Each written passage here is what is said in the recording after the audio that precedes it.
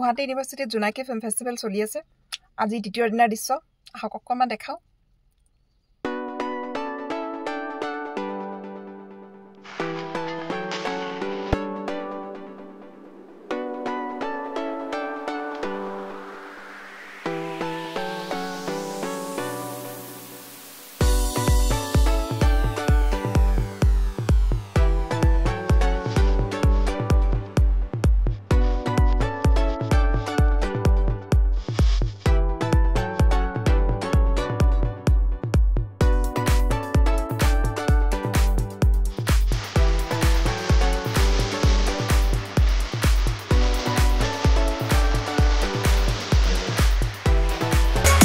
to showcase their work.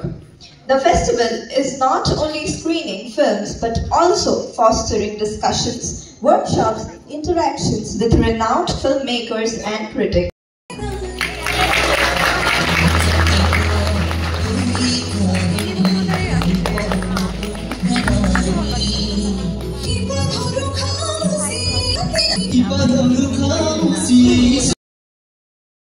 Guwahati ইউনিভাৰ্চিটিত 3 দিনীয়াকৈ জোনাকী film festival চলি আছে 7, 8 আৰু 9 মাৰ্চত আৰু আজি হৈছে 9 মাৰ্চ আৰু আজি কেইবাখনো চলচ্চিত্ৰ অসমীয়াই হওক আৰু শৰ্ট ফিল্ম এতিয়াও চলি আছে আৰু ৰাতিপুৱাৰ পৰা চলি আছে আৰু এইমাত্ৰ এখন চিনেমা চালোঁ বড়ো ভাষাৰ এখন চিনেমা বিবো বিনানাও বুলি আৰু সেই চিনেমাখনৰ পৰিচালক হৈছে কেনি বসুমতাৰী চিনেমাখনৰ যদি ইংৰাজী ভাষা লিখা আছে মাই থ্ৰী সিষ্টাৰ্ছ অসমীয়াত হ'লে মোৰ তিনিগৰাকী ভগ্নী আৰু আচলতে চিনেমাখনৰ ষ্টৰিটো ড্ৰামা জনৰ হয় আৰু নামটোৰ দৰে চিনেমাখনত 4গৰাকী ভাই ভনী আছে আৰু বিশেষকৈ সৰু যিগৰাকী ভনীয়েক থাকে তেওঁলোকৰ মিজি বুলি তেওঁৰ চৰিত্ৰটো আচলতে মুখ্য চৰিত্ৰ বুলি ক'ব পাৰি আৰু কামিং অফ এজ ধৰণৰ এটা ষ্টৰি বহুত এটা দীঘলীয়া সময় জুৰি বিভিন্ন ঘটনা পৰিঘটনাৰ মাজে চিনেমাখন আগবাঢ়ে বিশেষকৈ সেই তিনিজনী বাই ভনীৰ জীৱনত ঘটা ঘটনাবোৰ আৰু তাকে লৈ এই 4 নম্বৰ যিজনী সৰুজনী ভনীয়েক তাই কেনেকৈ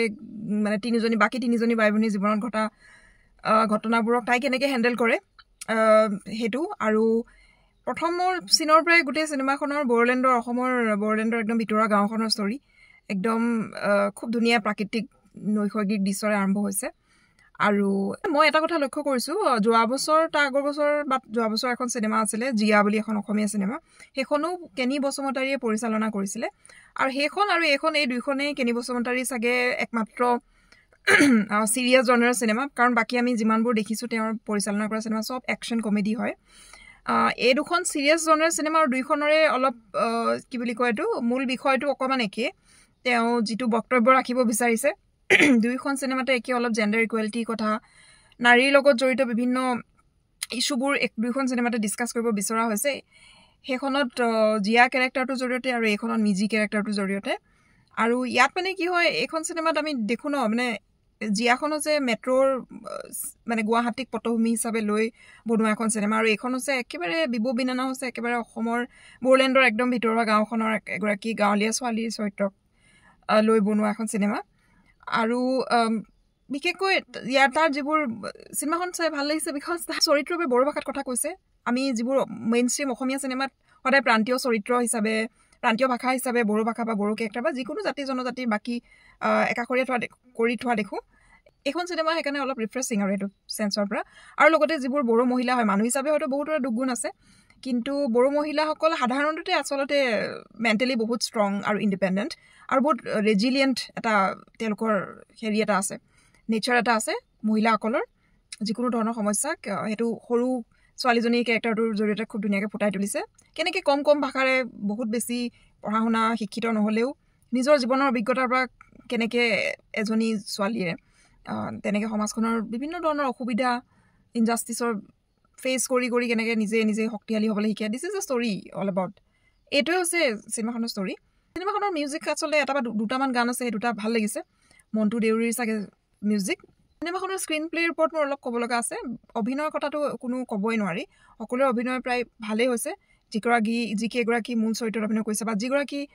মূল চৰিত্ৰত অভিনয় কৰা অভিনেত্ৰীগৰাকী তেওঁৰ নাম হৈছে হেলিনা দৈমাৰী তেখেতৰ এক্টিং খুব ভাল আৰু কিন্তু স্ক্ৰীন প্লে'ৰ ওপৰত অলপ ক'ব পাৰি যে স্ক্ৰীন প্লে'খন হয়তো আৰু অকণমান যদি টাইট হ'লহেঁতেন তেতিয়া আমি কিছুমান ঘটনা ৰিপিটেশ্যন হৈছে কিছুমান চিন মানে কাহিনী বেলেগ কিন্তু চিন কিছুমান ৰিপিটেটিভ হৈছে সেইখিনি হয়তো অকণমান কমাব পৰা গ'ল হয় আৰু এবাৰ আচলতে এখন চিনেমা চাব লাগিব ভালকৈ তেতিয়া আৰু কিছু নতুন কথা আৰু হয়তো মানে ওলাই আহিব এনিৱেজ আপোনালোকে এখন চিনেমা চাব পাৰিব পৰিচালকে কোৱা মতে ছেপ্টেম্বৰত আহিব থিয়েটাৰত তাৰ আগতে যদি কিবা ফিল্ম ফেষ্টিভেলত আকৌ যদি চাবলৈ পাওঁ তেতিয়াহ'লে মই আৰু এবাৰ চাম কিন্তু ছেকেণ্ড টাইম চাবৰ কাৰণে ছেপ্টেম্বৰলৈকে ৱেইট কৰিব লাগিব ময়ো ৱেইট কৰিব লাগিব আপোনালোকেও ৱেইট কৰিব লাগিব চ' আজিৰ কাৰণে ইমানেই বাই বাই আপোনালোকে আমাৰ চেনেলটো ছাবস্ক্ৰাইব কৰিবলৈ নাপাহৰিব যদি ইউটিউবত চাইছে আৰু যদি ইনষ্টাগ্ৰামত চাইছে আমাৰ হেণ্ডেলটো ফ'ল' কৰিব আৰু যদি ফেচবুকত চাই আছে তেতিয়াহ'লে আমাৰ পেজটো লাইক কৰিব বাই